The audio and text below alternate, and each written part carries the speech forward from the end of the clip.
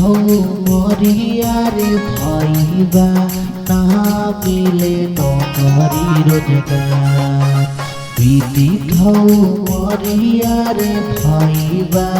ना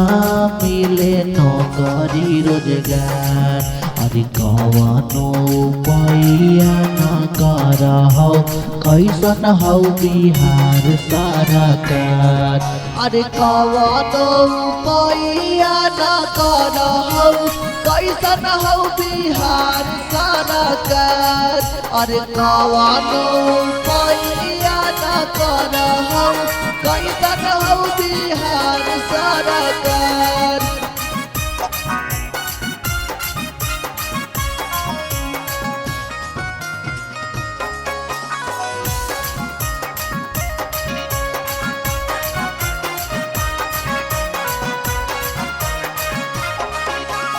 आधा जिंदगी बीत गेलौ फारम भरी 40 के उमरिया में ट्राई एक बार करी अरे आधा जिंदगी बीत गेलौ फारम भरी 40 के उमरिया में ट्राई एक बार करी सब पड़ल बेरोजगार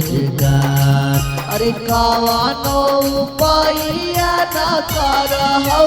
कैसन हौ बिहार सरकार अरे कवनो पैया न कर हौ कैसन हौ बिहार सरकार